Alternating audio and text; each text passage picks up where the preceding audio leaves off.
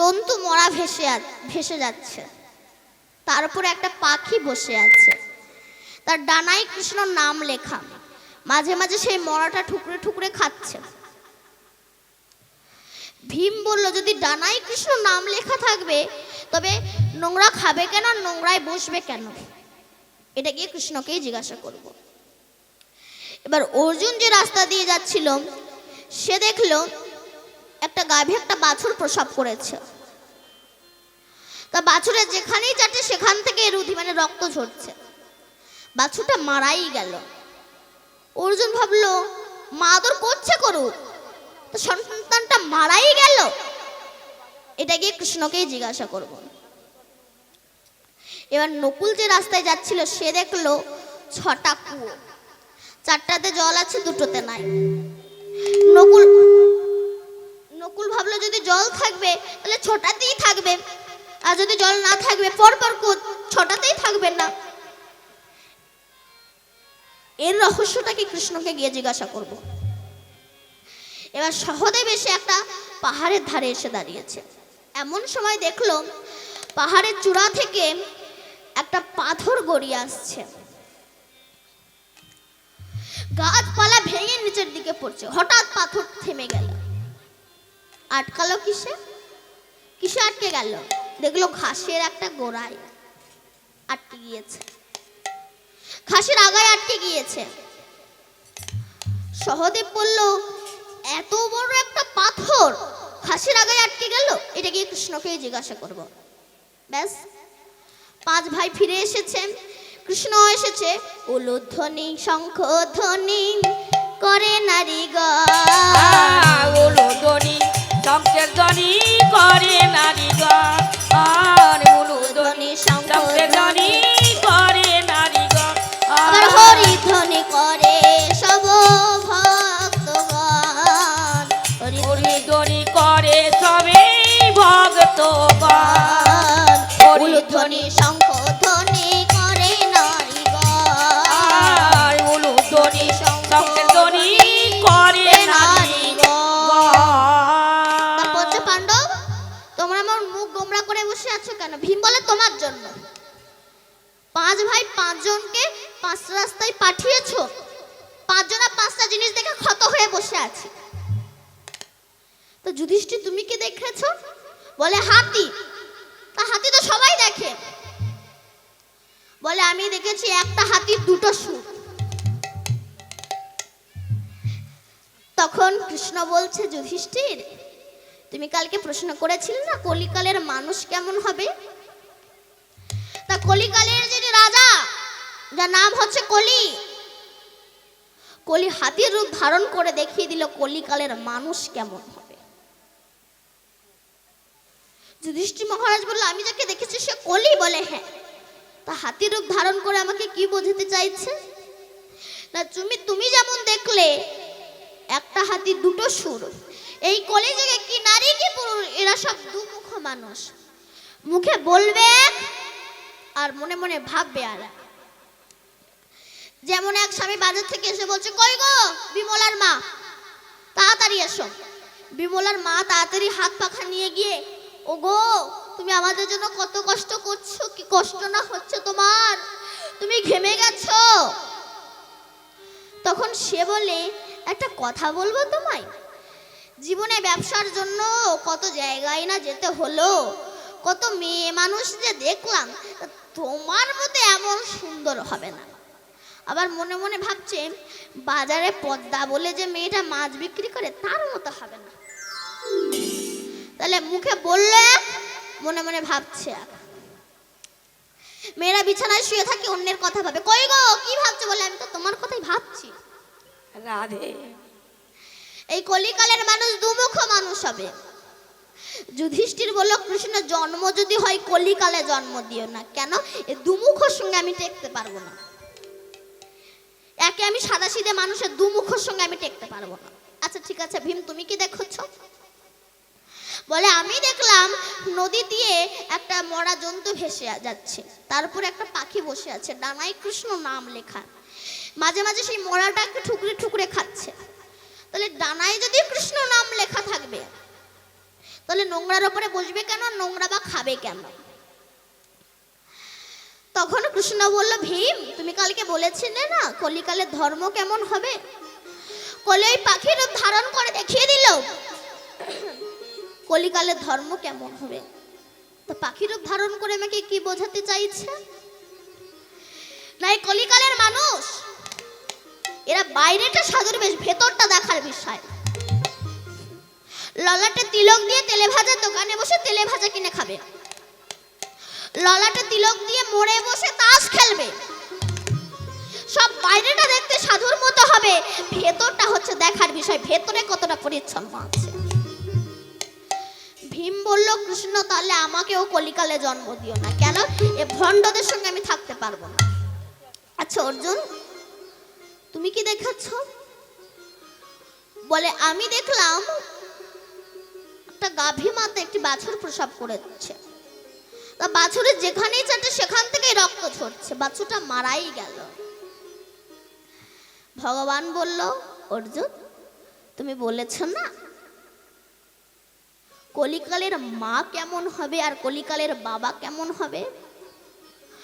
কলি ওই গাভীর রূপ ধারণ করে দেখিয়ে দিল কলিকালের মা বাবা কেমন হবে। কেমন? এক মা তার ছেলেকে থাপ্পড় মেরে বলছে, স্বামী বিবেকানন্দর জীবনীটা মুখস্থ কর, কালকে পরীক্ষা এটা পড়বে, এতে নম্বর বেশি। তা ছেলে মার খেয়ে একেবারে স্বামী বিবেকানন্দের জীবনীটা মুখস্থ করে ফেলেছে। এবার পরীক্ষা দিয়েছে, রাস্তায় আসার সময় একটা 500 টাকার নোট পেয়েছে। বাড়ি এসে বলছে, মা আমি 500 টাকার নোট পেয়েছি। কেউ দেখিনি তো? বলেন না। বলে, যেন কাউকে বলিস না। তাহলে দেখুন, স্বামী বিবেকানন্দের জীবনীটা মুখস্থ করতে বললো, কিন্তু ছেলেকে বিবেক তৈরি করতে দিল না, চুরি করা ধান্দা শিখিয়ে দিল। কাউকে যেন বলিস না, তোকে আমি একটা ভালো জিনিস কিনা দেব। পড়াশোনা মানে একটা জব করা, জব মানে একটা চাকরি করা। যেমন সেই গাভী তার বাছুরকে চাটতে চাটতে বাছুরকে মেরেই ফেললো, ঠিক তেমনি কলিকালের মা বাবারা চাকরি চাকরি করে করে ছেলে মেয়েগুলোকে জলাঞ্জলি দিয়ে দিল। তাহলে বুঝলে তো কলিকালের মা কেমন হবে, কলিকালের বাবা কেমন হবে। আচ্ছা নকুল, তুমি বলো, তুমি কি দেখাচ্ছ? বলে, আমি দেখলাম 6টা কুয়ো, 4টাতে জল আছে, 2টোতে নাই। তাহলে পরপর যদি কুয়ো থাকে 6টাতেই জল থাকবে, জল না থাকলে 6টাতেই থাকবে না। 4টাতে জল আছে, 2টোতে নাই, এর মানে আমি বুঝলাম না। ভগবান বলছে এই কলিকালে সব হবে, কিন্তু 2টো জিনিস হবে না। কি? একটা হচ্ছে পিতামাতার প্রতি শ্রদ্ধা, আর একটা হচ্ছে বৈষ্ণব সেবা। বড় বড় ধর্মের অনুষ্ঠান হবে, কিন্তু সেখানে ধর্ম থাকবে না। বড় বড় কীর্তনিয়ার দল এনে অনেক অনুষ্ঠান হলো, কিন্তু গাছ লাগালাম, ফল হবে না। ভগবানের অনুষ্ঠান হবে, কিন্তু সেখানে ভক্তি থাকবে না। তাই সব হবে, 2টো জিনিস হবে না। আচ্ছা সহদেব, তুমি কি দেখাচ্ছ? বলে, আমি দেখলাম পাহাড়ের চূড়া থেকে একটা পাথর নিচের দিকে গড়িয়ে পড়ছে। হঠাৎ একটা ঘাসের আগায় আটকে গেল। তো এর তত্ত্বটা কি? তখন কৃষ্ণ বলছে, সহদেব এই কলির মানুষ হচ্ছে মহাপাপের খনি, কিন্তু একটা জিনিস ভালো, সেটা হচ্ছে এই হরিনাম। এই মহাপাপের দলিলে ধ্বংস হচ্ছে, নিচের দিকে পড়ছে, কিন্তু কেউ যদি 2 বাহু তুলে একবার হরি বল বলতে পারে, তাহলে সে উদ্ধার হয়ে যাবে। নিতাই গৌর হরি বল। হরি বল, হরি বল, হরি বল, হরি বল, হরি গরি গরি গরি বল। সবাই মিলে হরি হরি বল, হরি বল, হরি বল, হরি বল, হরি বল, হরি গরি গরি গরি বল। সবাই মিলে হরি হরি বল। মনে যদি আগুন লাগে, হরি নাম বলো বদনে মনে যদি আগুন লাগে হরি নামে বলো বদনে হরি বল হরি বল হরি বল হরি বল হরি হরি হরি হরি বল সবাই মিলে হরি হরি বল সবাই মিলে হরি হরি বল সবাই মিলে হরি হরি বল নিতাই গৌর হরি বল। কিন্তু অনেকে আছে মৃত্যুর সময় হরি বল বলতে চায় না। এক কাপড় ব্যবসায়ী সারা জীবন ব্যবসা করেছে, এবার মরে যাবে যাবে বলছে আমার বড় ছেলে, আমার বড় ছেলে। বড় ছেলে বলছে এই তো বাবা আমি তোমার মাথার ধারে। আমার মেজো ছেলে, মেজো ছেলে বলে এই তো আমি বাবা তোমার পাশে। আমার ছোট ছেলে, ছোট ছেলে বলে এই তো বাবা আমি তোমার পায়ে। ওরে তোরা সব এখানে তবে দোকানে কে? দেখেছেন সারা জীবন ব্যবসা করেছে, মৃত্যু সময় বলছে তোরা দোকানে কে? কিছু কিছু মানুষ আছে না মৃত্যুর সময় হরিবল বলতে চায় না। এখন মায়া শঙ্কর গুরুদেবের কাছে দীক্ষা নিয়েছে। গুরুদেব বলে মায়া শঙ্কর চলে যাই বৃন্দাবন থেকে ঘুরে আসে। তখন মায়া শঙ্কর বলে গুরুদেব আগে ছেলে পিলের বিয়েটা দিয়ে নেই, তারপরে নাই বৃন্দাবনে যাব। আপনি নাই 5টা বছর পরে আসুন। গুরুদেব 5টা বছর পরে এসেছেন। মায়া শঙ্কর বৃন্দাবনে যাবে না। মায়া শঙ্কর বলে গুরুদেব আগে নাতি নাতনির মুখগুলো দেখে নি, তারপরে নাই বৃন্দাবনে যাব। আপনি নাই 4টে বছর পরে আসুন। গুরুদেব 4টে বছর পরে এসেছে। মায়া শঙ্কর বৃন্দাবনে যাবে না। তখন মায়া শঙ্কর বলছে গুরুদেব আগে বাড়ির পাঁচিলটা তুলে নিই, তারপরে নাই বৃন্দাবনে যাব। আপনি নাই 3টে বছর পরে আসুন। গুরুদেব 3টে বছর পরে এসেছে। মায়া শঙ্কর বৃন্দাবনে যাবে না। তখন মায়া শঙ্কর বলছে গুরুদেব আর কিছুদিন পরে নাই বৃন্দাবনে যাব। এই তো গেলে আর তো আসবো না, আপনি না 2টো বছর পরে আসুন। গুরুদেব 2টো বছর পরে এসে দেখে কিনা সে মায়া শঙ্কর মরে গেছে। তা মায়া শঙ্করের ছেলেদের কাছে জিজ্ঞাসা করছে আচ্ছা বাবা তোমার বাবা মরে যাওয়ার পরে কি নতুন কিছু দেখতে পাচ্ছ? বলে হ্যাঁ গুরুদেব দেখতে পাচ্ছে। কি দেখতে পাচ্ছ? আমাদের যেখানে টাকার বাক্স সেখানে একটা বিষধর সাপ ফনা তুলে ফুসফুস করে, টাকা তো নিতেই দেয় না।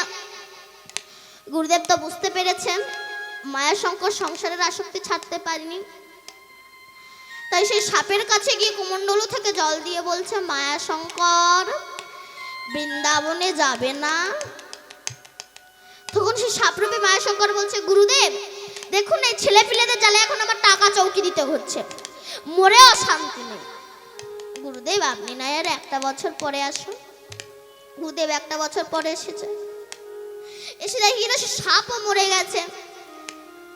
তা মায়া শঙ্করের ছেলেদের কাছে জিজ্ঞাসা করছে আচ্ছা বাবা ওই সাপটা মরে যাওয়ার পরে কি নতুন কিছু দেখতে পাচ্ছ? বলে হ্যাঁ গুরুদেব দেখতে পাচ্ছি। আমরা যেখানে পায়খানা করি পটি করি মানে যেখানে পায়খানা করি সেখানে একটা ক্রিমিং কিট পড়ে থাকে, ওখান থেকে যাই না। গুরুদেব বলে ঠিক আছে কাঠি দিয়ে তুলে আনো। কাঠি দিয়ে তুলে এনেছে। গুরুদেব তখন মন্ত্রপুত জল ছিটিয়ে বলছে মায়া শঙ্কর বৃন্দাবনে যাবে না। তখন সে মায়া শঙ্কর বলে না আর যাব না। কেন যাবে না? বলে আমার ছেলে পিলে এত সুন্দর সুন্দর জিনিসকে এখানে দিয়ে যাচ্ছে আর তার সঙ্গে সঙ্গে জলও দিয়ে যাচ্ছে, মানে টয়লেট। এত সুন্দর খাবার পেয়ে আমি আর এখান থেকে যাব না। হরি বল হরি বল। জগতে কিছু কিছু মানুষ আছে এরা সারা জীবন তো হরি ভজবে না, শেষে গিয়ে বৌমার কাছে ঝেঁটা লাথি খাবে, তবু এরা হরি ভজন করবে না। তাই বলছে ভজিবি বলিয়া কহিয়া আইলিম, ভুলিলি কি সুখ পাইয়া নিতাই গৌর হরি বল। আমার মনে মানে না যাবো বৃন্দাবন আমার মন মানে না যাবো বৃন্দাবন আমায় মন মানে না যাব বৃন্দাবনে আমায় মন মানে না যাব বৃন্দাবনে আমার মন মানে না যাবো বৃন্দাবন আমায় মন মানে না যাব বৃন্দাবনে আমি যুগলের রূপ দেখব সদাই যুগল রূপ দেখব সদাই যুগলের রূপ দেখব আমি সদাই যুগলের রূপ দেখব সদাই আমার মদন মোহনে আমার মনে মানে না যাবো বৃন্দাবনে আমার মনে মানে না যাবো বৃন্দাবনে নিতাই গৌর হরি বল। রাধে নাম করার ভগবানকে পাওয়ার পাঁচখানা রাস্তা আছে। একটা হচ্ছে শাক্ত ধর্ম, একটা হচ্ছে শৈব ধর্ম,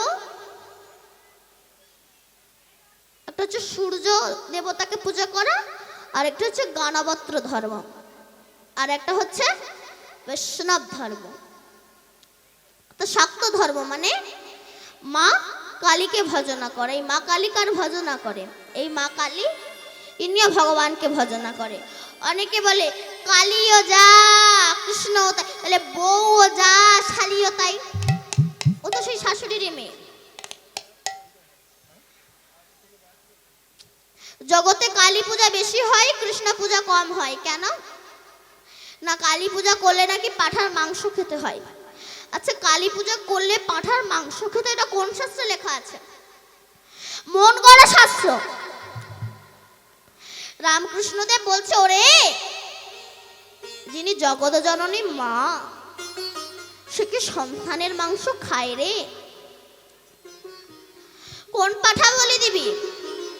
তোর হৃদয়ে 6টা পাঠা আছে, এরা কৃষ্ণ বিদ্বেষী, এদেরকে বলি দে। আর আমরা ছাগল বলি দিই। আমরা মায়ের কাছে পূজা করে বলি, মা ধনং দেহি, যশং দেহি, পুত্রং দেহি, বুদ্ধিং দেহি, বিদ্যাং দেহি। কি করে দেবে সে? থারি একটা কাপড় জোটে না, তত্ত্ব কি বলছে ধনং দেহি। কোন ধন? মা। তুমি আমায় এমন একটা ধন দাও যে ধনের দ্বারা যেন আমি সাধু গুরু বৈষ্ণবের সেবা দিতে পারি। এমন একটা ধন দাও আমায়। দেখবেন সবার পয়সা কিন্তু গোবিন্দ সেবাই লাগে না। যেমন একই গাছের ফুল, কোনোটা মালা হয়ে মরার গলায় গিয়ে শ্মশানে গিয়ে পুড়ে ছাই হয়ে যাচ্ছে, কোনোটা বড়বধূর গলায় যাচ্ছে, কোনোটা ঝরে পড়ে যাচ্ছে, আবার কোনোটা আমার রাধা গোবিন্দের গলায় মালা হয়ে দুলছে। যেমন একই গাছের ফুল, কোনোটা মরার গলায় গিয়ে শ্মশানে গিয়ে পুড়ে ছাই হয়ে যাচ্ছে, কোনোটা বড়বধূর গলায় যাচ্ছে, কোনোটা ঝরে পড়ে যাচ্ছে, আবার কোনোটা আমার রাধা গোবিন্দের গলায় গিয়ে দুলছে। একই পাল বসানো ঘট, কোনো ঘটে মদ রাখা হয়, কোনো ঘটে খেজুরের রস রাখা হয়, আবার কোনো ঘট মন্দিরে প্রতিষ্ঠিত হয়। একই মায়ের গর্ভের সন্তান, কেউ সুরা পান করতে ভালোবাসে, কেউ পতিতালয়ে যেতে ভালোবাসে, আবার কেউ বা কৃষ্ণ ভক্ত হয়। দেখবেন সবার পয়সা কিন্তু গোবিন্দ সেবায় লাগে না। এই যে কমিটি যে এত টাকা খরচা করে এই যে হরিনাম দিচ্ছে, যখন দাঁড়িয়ে দাঁড়িয়ে ভিক্ষা করতে যায়, এই জগতে কিন্তু অনেক ব্যক্তি আছে 10,000 টাকা দান করতে পারে, 500 টাকাও দেয় না, 100 টাকা ঠেকিয়ে বলে এবারে এইটাই নাও, তোমার কাকার শরীরটা খুব অসুস্থ। কেন? তোমার টাকা ডাক্তারে খাবে, কুকুরে খাবে, তোমার টাকা ভগবান সেবায় লাগবে না। তাই ধনং দেহি, বিদ্যাং দেহি মা। তুমি আমায় এমন বিদ্যা দাও যে বিদ্যার দ্বারা যেন আমি শাস্ত্র গ্রন্থ রচনা করতে পারি। পত্নেং দেহি মা, তুমি আমায় একটা বউ দাও, সে যেন না বলে চলে একটু মিঠুন চক্রবর্তীর বই দেখে আসে, সে যেন বলে চলে একটু হরিনাম শুনে আসে। মা কালী উলঙ্গ হয়েছে, কোন উলঙ্গ? তিনি কামনা বাসনার বসন খুলে ফেলেছে। দিগম্বর করে তিনি বসন করেছে। কামনা বাসনার বসন খুলে ফেলে মুক্ত অঙ্গে রাস্তায় রাস্তায় কৃষ্ণ কৃষ্ণ বলে বেড়াচ্ছে। সেই মাকে পূজা করে বলো, মা তুমি যেন কামনা বাসনার বসন খুলে ফেলে মুক্ত অঙ্গে রাস্তায় রাস্তায় কৃষ্ণ বলে বেড়াচ্ছ, আশীর্বাদ করো মা, আমিও যেন কামনা বাসনার বসন খুলে ফেলে মুক্ত অঙ্গে যেন রাস্তায় রাস্তায় কৃষ্ণ বলে বেড়াতে পারি। নিতাই গৌর হরি বল। মায়া ভা আলতা পরি যে মায়া মা আলতা পরেছে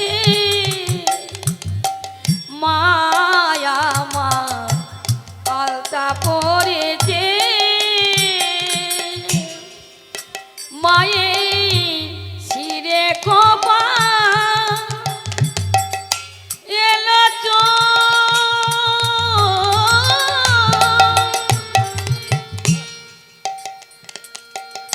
গানে দলে মনপনের দো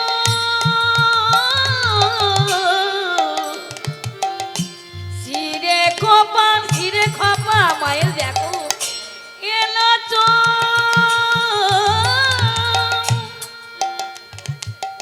কানে দলে মনপনের দো আমার আলতা ডাঙের পায়ে যে মা আলতা ডাঙের পায়ে যে মা মায়ের এমন সুন্দর বানায়েছে আলতা পরেছে মায়া মা আলতা পরেছে মায়া মা আলতা পরেছে মায়া মা আলতা পরেছে। জয় জয় শ্রী গুরু দাই গৌর চিদানন্দ প্রেম প্রেমানন্দ দাই গৌর হরি বল। নিতাই গৌর হরি বল। এবার শৈব মানে শিব মন্ত্র দীক্ষিত হওয়া। এই শিব ইনিও ভগবানকে ভজনা করে। কেমন? ভগবান যখন 125 বছর বয়সে জরাব্যাধির তীরে দেহত্যাগ করলো, তখন নারদ গিয়ে বলছে, প্রভু আপনি ভগবান, তা আপনি সঠিক ভগবান না রেডিমেড ভগবান একটু বলুন তো। ভগবান বলল কেন? বলে তুমি যদি ভগবান হবে তো সামান্য জরাব্যাধির তীরে তুমি দেহত্যাগ করলে কেন? তুমি তো ফু দিয়ে উড়িয়ে দিতে পারতে।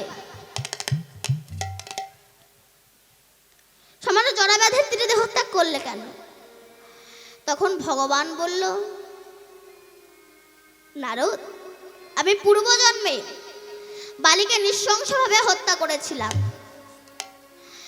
বালির পুত্র অঙ্গদ পিতৃ হত্যার প্রতিশোধের জন্য আমাকে বলেছিল, হে প্রভু যেমন আপনি আমার পিতাকে নৃশংসভাবে হত্যা করেছেন, কথা দিন যেন আমার হাতেই আপনার মৃত্যু হয়। ভগবান বলেছিল, এ যুগে হবে না, আগত দাপর যুগে কৃষ্ণ অবতারে তুমি হবে জরাব্যাধ আর তোমার হাতেই আমি দেহত্যাগ করব। নারদ বলল, প্রভু আপনি কি কোনো অপরাধ করেছেন? বলে আমি করিনি, আমার বংশ করেছে। কোন দিন না একদিন রাস্তায় কৃষ্ণের ছেলেরা খেলা করছে, আর রাস্তা দিয়ে সমস্ত মুনি ঋষিরা যাচ্ছে।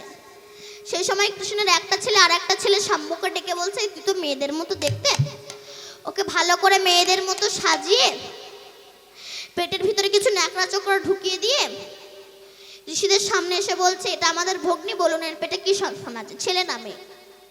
ওনারা তো ঋষি সবই জানেন। সরে যাও, কিছুতেই সরে না, না তুমি বলে দাও। দুর্বাসা ঋষি অভিশাপ দিলেন, তোর পেটে যা আছে তা তোর বংশ ধ্বংস হয়ে যাবে। পেটে সরিয়ে দেখে কিনা ন্যাকড়া চোকড়া একটা মুসলে পরিণত হয়েছে। দাদু উগ্রসেনের কাছে ছুটে গিয়েছে, দাদু আমরা ঋষি মুনিদের সঙ্গে ইয়ার্কি মারতে গিয়ে আমার এই ন্যাকড়া চোকড়া মুসলে পরিণত হয়েছে, কি করব? সর্বনাশ, দুর্বাসার কথা, যা এটাকে গিয়ে পাথরে ঘষে দে। পাথরে ঘষেছিল, কিসের সৃষ্টি হয়েছিল মা? কিসের? নল খাগড়ার সৃষ্টি হয়েছিল। আর বাকি যে অংশটা সেটাকে তো ধরতে পারছে না, সেটাকে প্রভাসের তীরে ছুঁড়ে ফেলে দিয়েছিল। আর একটা বোয়াল মাছ ওটাকে গিলে নিয়েছিল। একটা জেলে ওই বোয়াল মাছটাকে ধরে নিয়ে গিয়েছিল, যখন পেটটা চিরল ওই মুসলটা পেল। ওই মুসলটাকে যখন রাস্তায় ফেলে দিল জরাব্যাধ, সেই মুসলটাকে পেয়ে তীরের যে ফলক, ফলক মানে তীরের সামনে যে ত্রিকোণা মতো যেটা থাকে,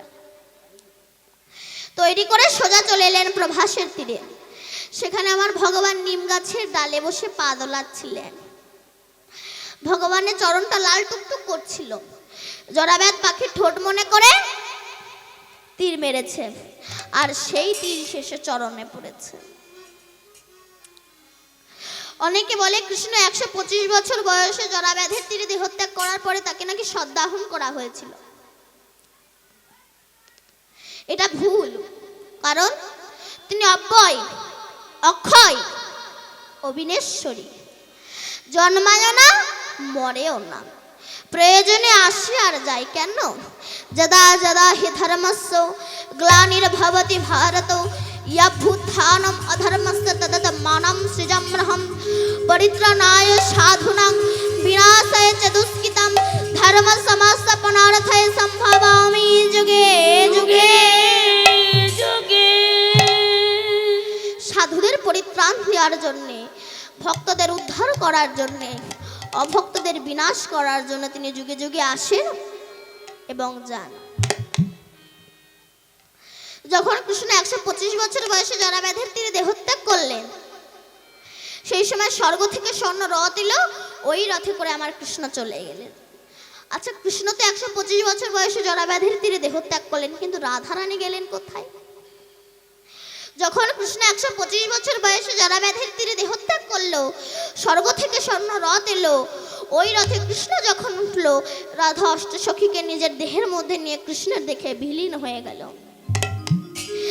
এক দেহ ধরে গোলক বৈকুণ্ঠে চলে গেল। তখন নারদ মনে মনে ভাবলো, এই কৃষ্ণ শূন্য পৃথিবী মানে ধর্ম শূন্য পৃথিবী। যে দেশে কৃষ্ণ নাই সে দেশে ধর্ম থাকতে পারে না, তেমনি যে দেহে কৃষ্ণ নাই সে দেহেও ধর্ম থাকতে পারে না। তখন নারদ মনে মনে ভাবছেন যে একবার ধর্মশূন্য পৃথিবীটাকে একবার পর্যটন করে আসে। উনি সারা পৃথিবী পর্যটন করে শেষে এসে দাঁড়ালেন যমুনা কুলেনীতে। যমুনা কুলেনীতে এসে দাঁড়ালেন, সেখানে দেখলেন এক অপরূপ সুন্দরী নারী ধুলায় গড়াগড়ি দিচ্ছে, আর দুই পাশে দুই বৃদ্ধ জীর্ণ শীর্ণ অবস্থায় পড়ে আছে। নারদ বলল, মা তুমি কে? সে অপরূপ সুন্দরী নারী বলছে, আপনি তো ত্রিকাল যোগী, চিনতে পাচ্ছেন না আমাকে? কৃষ্ণ চলে যাওয়ার পরে কলিযুগের অবস্থা কেমন হয়েছে, কলি কিভাবে প্রবেশ করেছে, আপনি তো ত্রিকাল যোগী, আপনি আমাকে চিনতে পাচ্ছেন না? বলে, না তো। বলে, আমি হলাম ভক্তি মহারানী। পৃথিবীতে ভক্তির কোনো মূল্য নাই। আজকাল ইয়ং ইয়ং ছেলেরা এরা বাবা মাকে প্রণাম করে না, কিন্তু শ্বশুরকে প্রণাম করে। শ্বশুরকে প্রণাম না করলে বউয়ের কাছে ঝাঁটা খেতে হবে। শ্বশুরকে প্রণাম করবে, কিন্তু বাবা আমাকে প্রণাম করবে না। রাস্তায় যেতে যেতে কোন মন্দির দেখলে সিগারেট খেতে খেতে নামো, একে ভক্তি বলে না। ভক্তি আর পৃথিবীতে নাই। দুই পাশে দুই বৃদ্ধ জীর্ণশীর্ণ অবস্থায় পড়ে আছে। ভক্তি মহারানী বললেন, ও দুটো আমারই সন্তান, জ্ঞান আর বৈরাগ্য। জ্ঞানের কোনো সম্মান নেই। আপনি কোনো ছেলেকে জ্ঞান দিতে যাবেন, সে বলবে আপনার জ্ঞানের দরকার নেই, আমার যথেষ্ট জ্ঞান আছে, আমি পড়াশোনা জানি। তুমি পড়াশোনা জানো বটে, কিন্তু জ্ঞানের বড় অভাব। এখন বাবার কাছে টাকা পাই, বাবা ছেলে বসে আছে, টাকার মালিক তাগাদা করতে আসছে। বাবা বলছে, এই খোকা শোন, ওই যে ভদ্রলোক আমার কাছে টাকা পায়, এসে যদি বলে বাবা কোথায়, তুই বলবি বাবা বাড়ি নাই। বলে, তুমি যে জ্যান্ত বাবা বসেছো, চুপ, বলছি তো বলবি। এখন চিটিং বাজবো তো বাবা ছিল তো, দেবে না বলে ঘরে এসে শুয়ে পড়েছে। যে কাঁথা মুড়ি দিতে গিয়েছে, মুন্ডু ঢাকতে গিয়েছে, পা বেরিয়ে গিয়েছে। এখন টাকার মালিক এসে বলছে, এই খোকা তোর বাবা কই রে? বলে বাবা বাড়িতে নাই। বলে একটু আগে ছিল, বলে চলে গেছে। বলে ওই যে ঠ্যাং দেখা যাচ্ছে, ঠ্যাং কার রে? বলে ওটা শুধু ঠ্যাং, বাবা বাড়িতে ঠ্যাং রেখে চলে গেছে। যেমন শুধু ঠ্যাং বাবা নাই, জগতে কিছু কিছু মানুষ আছে শুধু মানুষ, অসব ওদের কাণ্ড জ্ঞান নাই, জ্ঞানের কোনো সম্মান নাই, বৈরাগ্য এরও কোনো সম্মান নেই। অতএব কৃষ্ণ শূন্য পৃথিবীতে ভক্তি মহারানী জ্ঞান আর বৈরাগ্যের অবস্থা খুব খারাপ। তখন নারদ পাহাড়ের উপর বিষণ্ণ বদনে বসে আছে। এই কলির মানুষকে আমি উদ্ধার করব কি করে? কি হবে? কলির মানুষ কিভাবে উদ্ধার হবে? এমন সময় ব্রহ্মার প্রথম পুত্র চতুষ্পদ সনক সনাতন আদি এসেছে। নারদ, তুমি বিষণ্ণ বদনে বসে আছো কেন? তখন নারদ বলল, হে জ্যেষ্ঠ ভ্রাতা, আমি সর্বপ্রথম গেলাম বৈষ্ণবের বাড়িতে। আজ বৈষ্ণবেরা অহংকারী হয়ে গেছে, আমি বৈষ্ণব। মালা জপ করতে করতে অপরের সমালোচনা করে, ছেলেটা না একদম ভালো না, ওই মেয়েটা না একদম ভালো না। আচ্ছা ওরা যে ভালো না, ওদেরকে ভালো করাটাই তো তোমার কর্তব্য। কোন আমিষভোজী ব্যক্তি যদি বাড়িতে আসে, এত উঁচু থেকে তরকারটা দেয়, সেই তরকারটা তার জামাইতে পরে তার জামাটাই নষ্ট। যেসব ভণ্ডামি দরকার কি আছে? তারপরে আমি যমুনা কুলিনীতে জ্ঞান বৈরাগ্যের অবস্থা দেখে ভাবছি, কলির মানুষকে আমি উদ্ধার করব কি করে? তখন চতুষ্পদ বলল, নারদ তুমি ভাগবত রচনা করো। তখন তো ভাগবত সৃষ্টি হয়নি। মহিষী পরাশরের পুত্র কৃষ্ণ দ্বৈপায়ন বেদব্যাস নামটা হলো কেন? কৃষ্ণের মতো অঙ্গকান্তি ছিল বলে নাম হয়েছে কৃষ্ণ। দ্বীপে জন্মগ্রহণ করেছে বলে নাম হয়েছে দ্বৈপায়ন। আর বেদকে চারখানা ভাগে বিভক্ত করেছে বলে নাম হয়েছে কৃষ্ণ দ্বৈপায়ন বেদব্যাস। হরি বল। এই কৃষ্ণ দ্বৈপায়ন বেদব্যাস মনে মনে ভাবছে, আমার সমস্ত শাস্ত্রগ্রন্থ রচনা করা হয়ে গেছে, এবার আমি একটু সাধনায় যাব। স্নান করতে গিয়েছে। নারদ মনে মনে ভাবলো, বেদব্যাস যদি চলে যায়, ভাগবত রচনা করবে কে? তাই যে নদীতে বেদব্যাস স্নান করছে, সেই নদীতে নারদ এসে একটা ছোট্ট চড়ুই পাখি রূপ ধারণ করে একবার করে ডুব দেয়, ডাঙায় এসে জলটাকে ছেড়ে দেয়। তখন বেদব্যাস বলছে, আচ্ছা পাখি তুমি বারবার এমন করছো কেন? একবার ডুব মারছো, একবার ডাঙায় গিয়ে জলটাকে ছেড়ে দিচ্ছ। তখন সেই পাখি বলছে, জানো বেদব্যাস, আমি মনে করেছি, প্রতিজ্ঞা করেছি, আমার এই গায়ে যতটুকু জল ওঠে ডাঙায় ঝেড়ে ঝেড়ে এই নদীটাকে আমি পুরো ছেঁচে ফেলবো। নারদ হাসছে, বেদব্যাস হাসছে, পাখি তুমি শুধু এক জনম নয়, তুমি যদি কোটি কোটি জনম এমন করতে থাকো, তুমি কোনোদিনও পারবে না।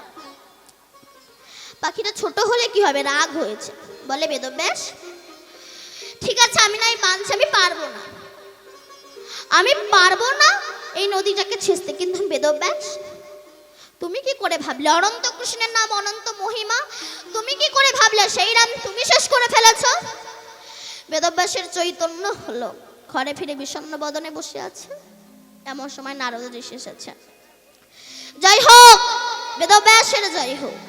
এ কি বেদব্যাস, তুমি বিষণ্ণ বদনে বসে আছো কেন? তখন বেদব্যাস বলল, হে নারদ ঋষি, দেখো আমি সমস্ত শাস্ত্রগ্রন্থ রচনা করেছি, কিন্তু আমি তো মানুষের মনে শান্তি দিতে পারছি না। তখন নারদ ঋষি বলছে, ধরো বেদব্যাস, তুমি একটা খুব সুন্দর নৌকা তৈরি করেছো, নৌকাটা খুব সুন্দর করে রং করেছো, সাজিয়েছো, কিন্তু নৌকাটিতে একটা বস্তু দাওনি। কি দাওনি? হাল দাওনি। নৌকার অবস্থা কেমন হবে? নৌকা হাওয়ায় একবার এদিকে যাবে, একবার ওদিকে যাবে, তুমি ধরে রাখতে পারবে না বেদব্যাস। তুমি শাস্ত্রগ্রন্থ রচনা করেছো বটে, কিন্তু ভালোবাসার দ্বারা কোনো শাস্ত্রগ্রন্থ রচনা করনি। তাই তুমি নিজেও কোনো শান্তি পাচ্ছ না, অপরকেও তুমি শান্তি দিতে পারছো না। তুমি এক কাজ করো, তুমি শ্রীমদ্ ভাগবত রচনা করো। তখন বেদব্যাস বলে গিয়েছিল, আর গৌরীপুত্র গণেশ লিখে গিয়েছিল এই শ্রীমদ ভাগবতের সৃষ্টি হয়েছিল। নিতাই গৌর হরি বল।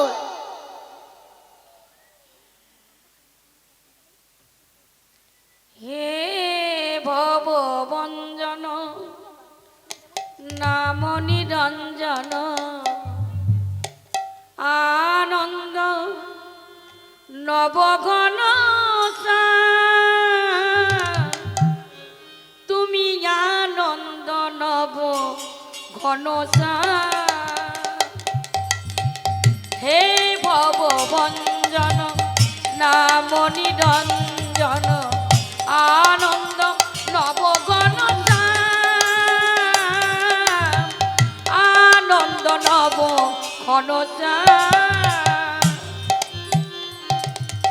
হে ভব ভঞ্জন নাম নিরঞ্জন হে ভব ভঞ্জন নাম নিরঞ্জন আনন্দ নব ঘন